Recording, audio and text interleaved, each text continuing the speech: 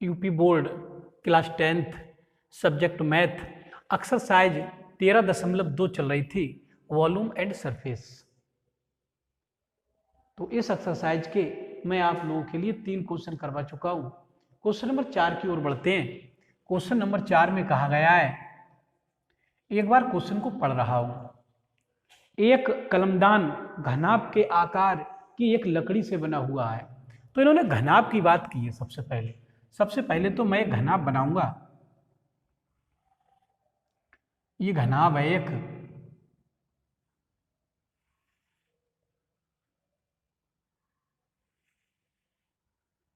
घनाभ की आकृतियां आप लोगों ने देखी हैं कि घनाभ किस तरीके से होते हैं। तो ये भी एक घनाभ है।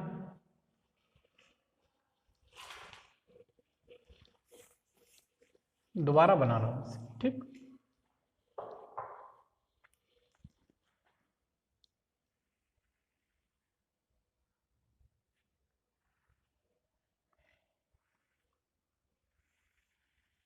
घनाभ जो होता है, जैसे कि आपने देखा है रूम, जिस रूम में हम लोग पढ़ाई कर रहे हैं, ये भी घनाभ ही है।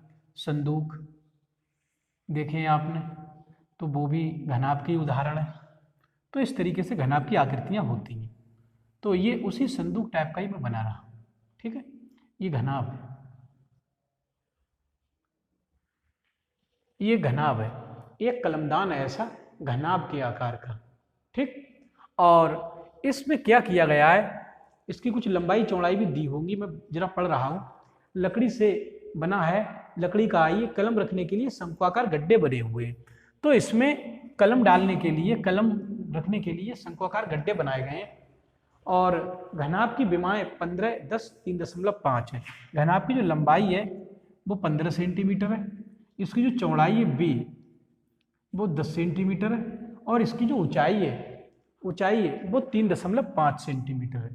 ये घनाभ की विमाएं दी हुई हैं 3.5 सेंटीमीटर। ये जो घनाभ है इसकी लंबाई चौड़ाई ऊंचाई दे दी गई है। इसमें शंक्वाकार गड्ढे बनाए गए हैं। जैसे ये मैं शंकु एक इसमें गड्ढा बना दिया शंक्वाकार, मैंने ये शंक्वाकार गड्ढा बना दिया, ठीक है। तो इसमें कलम आके इसमें रख सकते हैं हम, ठीक। एक और गड्ढा बनाया गया है। गड्ढे कितने बनाए गए हैं ये भी मैं अभी क्वेश्चन पढ़ रहा हूं कि कितने गड्ढे बनाए गए हैं। क्वेश्चन में कहा गया है कि लकड़ी का आयतन तो ज्ञात करना, 4 शंक्वाकार गड्ढे बने हुए हैं। क्वेश्चन में लिखा है 4 शंक्वाकार, ऐसे शंक्वाकार गड्ढे 4 बने हुए हैं इसमें। तो मैं चारों गड्ढे इसमें बना दे रहा हूं। ये एक और है, तो ये 4 गड्ढे इसमें बने हुए हैं शंक्वाकार गड्ढे, कलम रखने के लिए इसमें कलम रख सकते हैं, ठीक। तो ये क्वेश्चन में बताया गया है। अब जो शंक्वाकार गड्ढे खोदे गए इनकी विमाएं कितनी है, इसकी कुछ रेडियस भी होगी। रेडियस गड्ढे जो गड्ढा खोदा गया है शंक्वाकार, और इस शंकु की कुछ ऊंचाई भी रही होगी, मतलब गहराई भी रही होगी। कितनी गहराई है इसकी, तो शंकु के बारे में बता रहे हैं। जो शंक्वाकार गड्ढे खोदे गए इसके लिए थोड़ा चित्र अलग बना दे रहा हूं मैं, जिससे इसमें बिल्कुल क्लियर हो जाएगा। यहाँ ये जो गड्ढे शंक्वाकार खोदे गए हैं, इस गड्ढे के लिए इसकी जो रेडियस है वो पढ़ रहा हूँ। इसकी रेडियस कह रहे हैं कि गड्ढे की रेडियस 0.5 सेंटीमीटर है। इसकी जो रेडियस है आर वो 0.5 सेंटीमीटर है। ये तो इसकी रेडियस है। और फिर इसकी गहराई भी दी हुई है। गहराई कितनी है, मीन्स ऊंचाई, ये 1.4 सेंटीमीटर, गहराई 1.4 सेंटीमीटर है। इसकी जो ऊंचाई है एच, ये 1.4 सेंटीमीटर। अब एच में 2 आ गई, देखो एक एच इसके लिए भी लिखी है मैंने, तो इसके लिए कैपिटल से लिख दे रहा हूँ। घनाभ के लिए जो घनाभ की ऊंचाई है, वरना ऐसा ना हो कि उसकी ऊंचाई इसमें लगा दो, इसे कैपिटल एच से लिख दे रहा हूँ इसलिए, ठीक। अब अलग अलग हो गई, दोनों की अलग अलग हो गई ऊंचाई। तो क्वेश्चन में कहा है जब ये गड्ढे खोदकर निकाल दिए जाते हैं तो जो लकड़ी बची इसमें उसका आयतन कितना होगा। तो पहले मैं इस पूरे घनाभ का आयतन निकालूंगा, पूरे घनाभ का आयतन, और घनाभ के आयतन में से इन 4 शंकुओं का आयतन घटा दूंगा, क्योंकि इतनी लकड़ी इससे बाहर निकल गई, तो जो शेष लकड़ी बची होगी वो इसमें आ जाएगी, ठीक। तो इस विधि का प्रयोग करके मैं इस क्वेश्चन को पूरा करूंगा। तो सबसे पहले घनाभ के आयतन की बात करते हैं, देखो ध्यान दें। और घनाभ का आयतन जो होता है तो वो फार्मूला आप लोगों को पता है। घनाभ का आयतन होता है लंबाई गुणा चौड़ाई और गुणे ऊंचाई, ये होता है। तो लंबाई इसकी 15 सेंटीमीटर है, चौड़ाई इसकी 10 सेंटीमीटर है और ऊंचाई इसकी 3.5 सेंटीमीटर है। अब ऊंचाई यहाँ पर मैंने स्मॉल लिख दी है, यहाँ पर कैपिटल एच से लिख दे रहा हूँ इसकी ऊंचाई, ठीक है।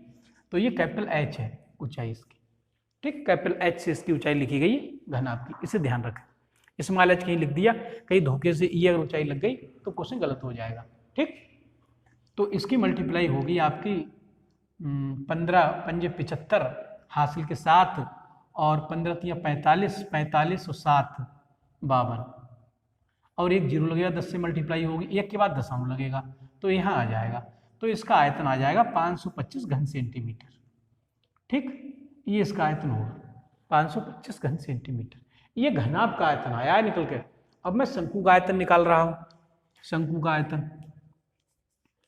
तो शंकु के आयतन के लिए हम जो फार्मूला प्रयोग करते हैं शंकु का आयतन, वो करते हैं 1/3 पाई आर स्क्वायर एच। ये शंकु का आयतन होता है। इसमें शंकु की लंबाई चौड़ाई आएंगी 1/3, पाई का मान भी लगा दे रहे हैं 22/7 और आर रेडियस 0.5 है तो 0.5 इंटू 0.5 दो बार लिख जाएगी घात 2 की वजह से, इंटू एच का मान इसमें 1.4 है। तो 7 से ये तो कट ही जाएंगे, 7 दूनी 14, 0.2 यहाँ से ये पहुँच जाएंगे और ये 3 से कट नहीं पाएंगे, तो 3 से नहीं कट पाएंगे, कोई बात नहीं, अभी गुणा करके इसका भागों सब कर दे रहे हैं। तो यहाँ से 4 शंकुआकार गड्ढे हैं, ये एक शंकु का आयतन आया है निकल के, इसमें भी 4 से गुणा करा के इन चारों शंकुओं का आयतन निकालूंगा मैं। तो 4 शंकुओं का आयतन कितना होगा यहाँ लिखे दे रहा हूं, इसलिए 4 शंकुओं का आयतन, 4 शंकुओं का आयतन वो कितना होगा। तो एक शंकु का आयतन तो निकाल ही चुके हैं हम, यहाँ से मल्टीप्लाई कर दे रहा हूँ 22 दूनी 44, तो ये हो जाएंगे 44 का मतलब 4.4, क्योंकि इसमें एक के बाद दशमलव है ना ये, तो 22 दूनी 44 होंगे और ये 5 पंजे 25 हो जाएंगे, 5 पंजे 25 गुणा में 25 आएंगे, दशमलव इसमें 2 के बाद लगेगा क्योंकि एक के बाद इसमें एक के बाद इसमें, तो इसमें लगे बटे में 3 और हैं तो 3 भी लिखे दे रहा हूँ ये 3। अब यहाँ 4 शंकुओं की बात की है, ये तो एक शंकु का आयतन है तो इसमें 4 से और मल्टीप्लाई करे दे रहा हूँ तो चारों शंकुओं का आयतन आ जाएगा निकल के, ठीक। ये मैंने 4 से और मल्टीप्लाई कर दी है इसमें। तो इसका हल होगा 4.4 तो ये और यहाँ से 25 चौका 100 ये हो जाएंगे, 2 के बाद दशमलव लग जाएगा यहाँ से, यहाँ लगेगा यहाँ, तो अपॉन नीचे 3। तो ये तो एक ही मिला, तो 4.4 की मल्टीप्लाई 1 से होगी तो इतना ही रहेगा बटे 3, तो ये भाग कर देंगे सर, तो 3 एकम 3 और एक बचा इसमें 3 चौक 12 बचे 2, करीब 3 छक 18, ठीक है। तो 1.46 घन सेंटीमीटर ये आयतन आ जाएगा इन 4 शंकुओं का। अब मैं पूरे आयतन में से, पूरे आयतन जो आया था निकल के इसमें से इतना आयतन कम कर दे रहा हूँ, 1.46 घन सेंटीमीटर आयतन कम, तो शेष लकड़ी का आयतन आ जाएगा निकल के, शेष लकड़ी का आयतन, ठीक है। शेष लकड़ी का आयतन जो शंकु निकल जाएंगे उतनी लकड़ी निकल जाएगी, तो इसमें घटा दे रहा हूँ, इसमें से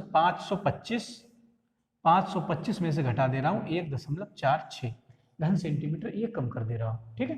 तो ये कितना आएगा हल होकर जरा ध्यान दें, घटा भी दे रहा हूँ, अलग ही घटा दे रहा हूँ, इधर आंसर तो यही लिख दूंगा मैं भी, तो इज इक्वल, ठीक है।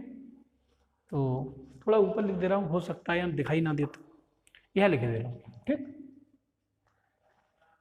तो यहाँ से 525 थे,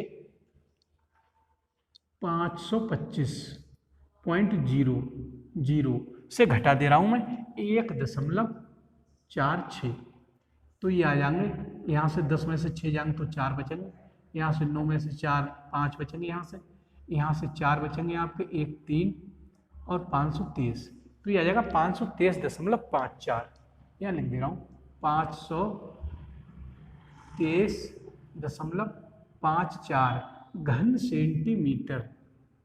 तो ये शेष लकड़ी का आयतन आया है निकल के जो इसमें बची, ये आंसर यहीं लिख देना, इसके नीचे यहाँ लिख देना है, ठीक है, 523.54 घन सेंटीमीटर। तो ये क्वेश्चन पूरा हुआ, इसकी कैलकुलेशन भी मैंने पूरी की है आप लोगों के सामने, कहीं भी क्वेश्चन को छुपाया नहीं गया, कैलकुलेशन वहीं डायरेक्ट नहीं लिखा गया है। तो मैं समझता हूँ अब ये क्वेश्चन आप लोगों को समझ में आ जाना चाहिए। इस वीडियो में इतना ही, वीडियो को लाइक कर दें, चैनल को सब्सक्राइब कर लें और मेरे द्वारा पढ़ाई जाने वाली इस वीडियो को यार दोस्तों में भी शेयर कर दिया करो, जिससे गरीब और कमजोर वर्ग के छात्र भी इस निःशुल्क, सस्ती और मुफ्त शिक्षा से लाभान्वित हों और भविष्य में एक अच्छे गणित छात्र के रूप में जाने जा सकें। इस वीडियो में इतना ही। धन्यवाद।